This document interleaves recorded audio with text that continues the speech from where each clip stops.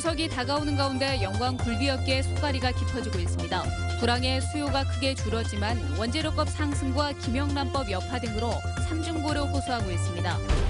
고층 아파트들이 바람길을 막으면서 올여름 광주 도심의 열섬 현상을 부추겼다는 지적이 제기됐습니다. 기상청은 관측 장비를 시원한 곳으로 옮기기로 해 시민 체감 기온에 역행하는 행보를 보이고 있습니다. 광주와 순천이 유치 경쟁을 벌이고 있는 청소년 직업체험센터, 이른바 호남권 자벌드 입지의 타당성을 평가하기 위한 현장 실사가 진행됐습니다. 광주와 목포에서 위조 지폐가 잇따라 발견됐습니다. 조잡하게 만들어진 위조 지폐를 동전 교환기는 정상 인식한 것으로 나타났습니다. 여러분 안녕하십니까?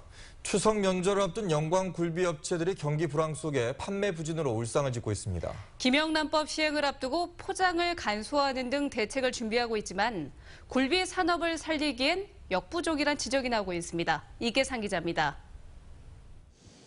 추석 대목을 맞아 영광 법성포 거리에 통통한 굴비가 내걸렸습니다.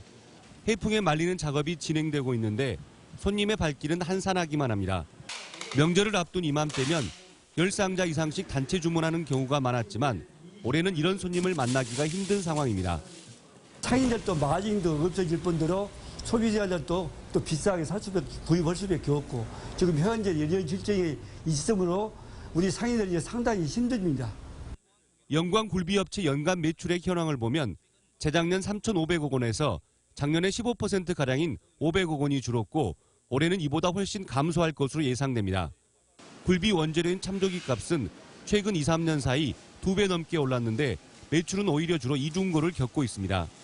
여기에 이른바 김영란법 시행을 앞두고 명절 특수도 기대만큼 신통치 않은 상황입니다.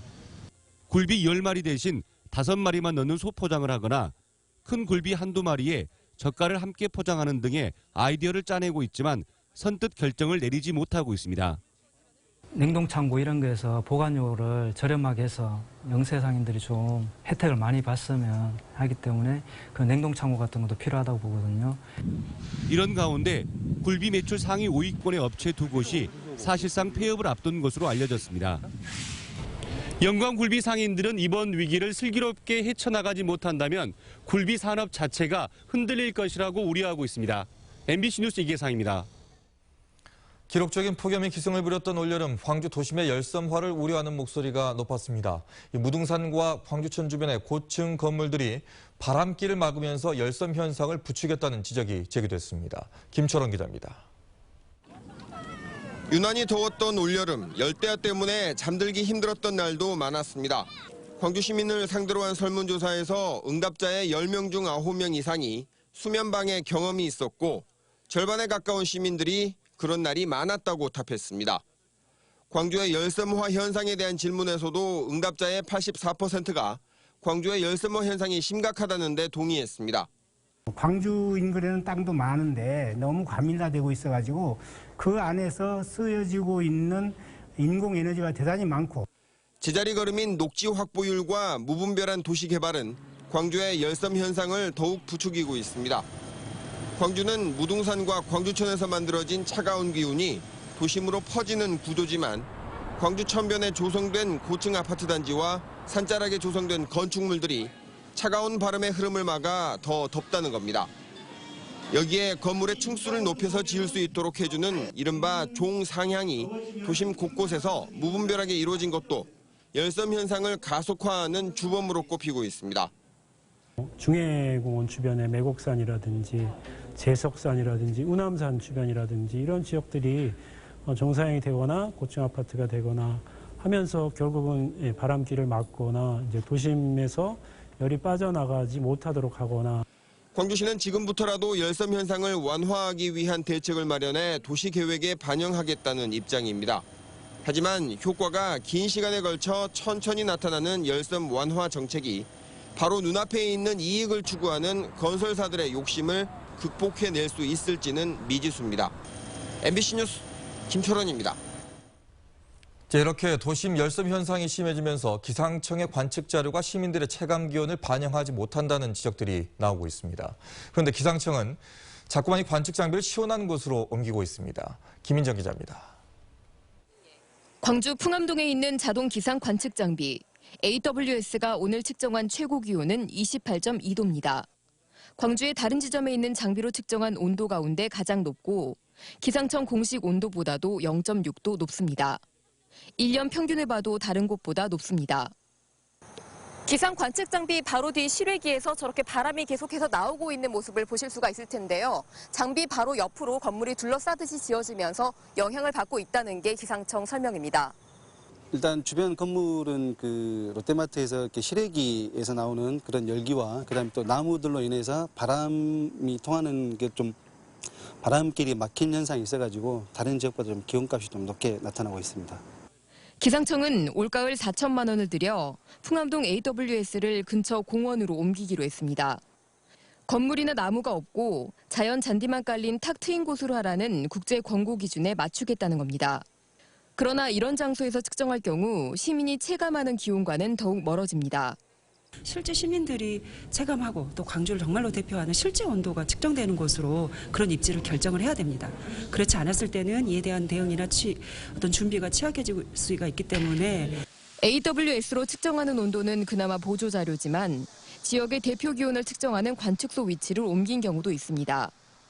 그동안 데프리카라며 더운 지역으로 악명을 떨쳐왔던 대구는 최근 기상청을 강 옆으로 옮기며 기온이 떨어졌습니다.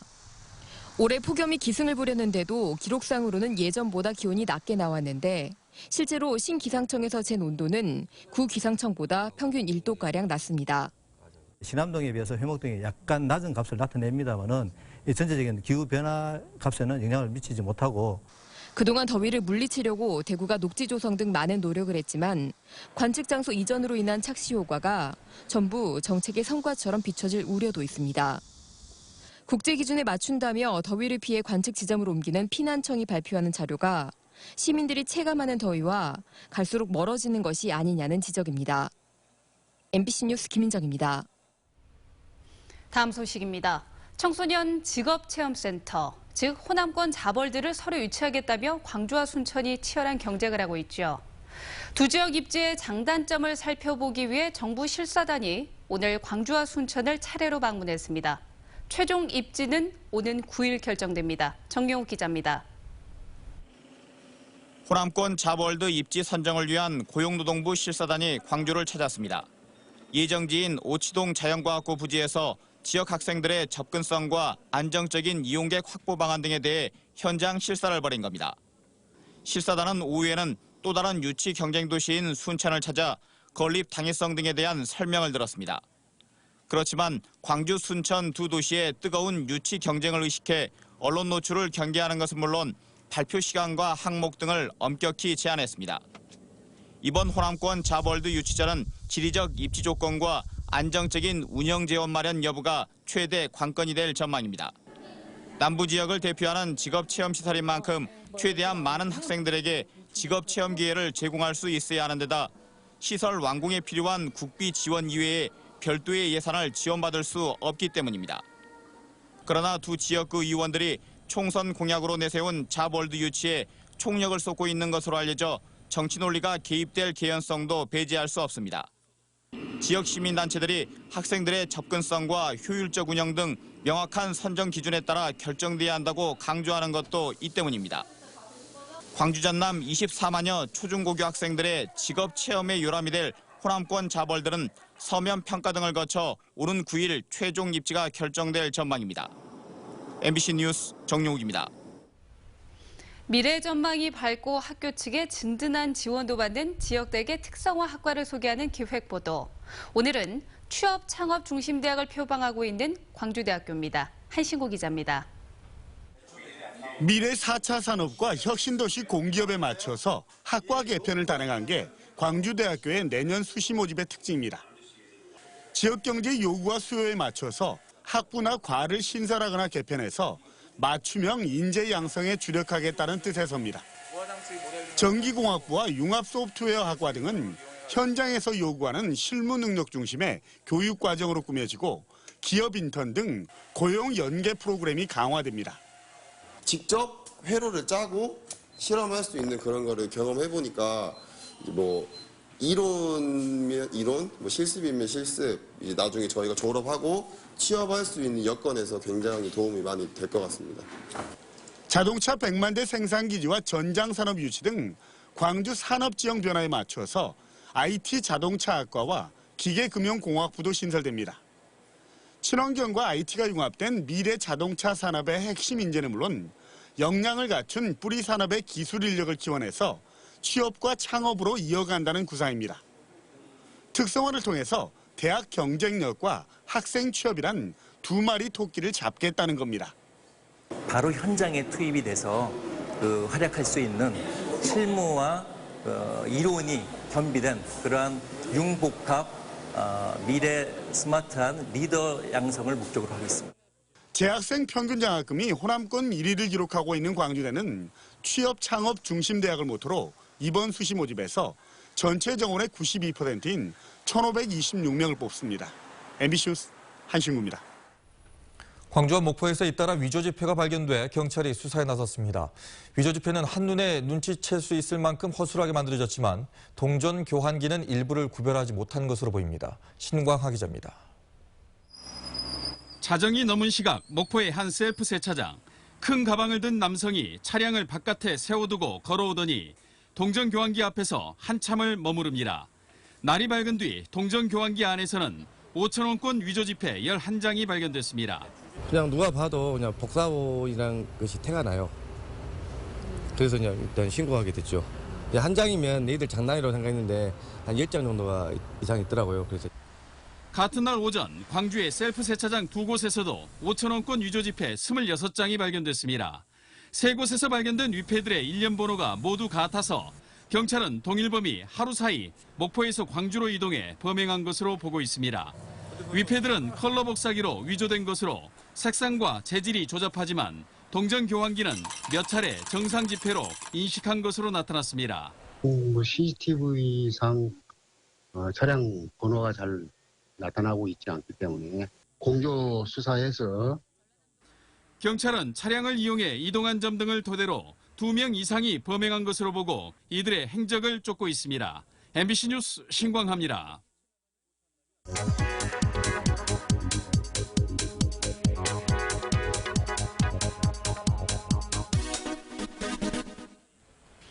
청년 고용률에서도 수도권과 지방의 격차가 점점 커지고 있습니다. 통계청에 따르면 올해 4월부터 6월까지 15세에서 29세 이하 청년 고용률은 수도권이 45.3%, 비수도권이 39.6%로 5.7%포인트 차이가 났는데요. 지난해 4분기 4.4%포인트였던 격차가 반년 사이에 1포인트 넘게 커졌습니다. 특히 올해 2분기 광주와 전남의 청년 고용률은 전국 최하위권이었습니다. 광주는 35%, 전남은 34.7%로 고용률이 가장 높은 서울과는 무려 10%포인트 넘게 차이가 났습니다. 이렇게 격차가 벌어지는 이유는요, 청년들이 선호하는 일자리가 지방보다는 수도권에 몰려있기 때문입니다. 그래서 지자체들은 청년들을 불러 모으기 위해 일자리 만들기에 총력을 기울이고 있는데요.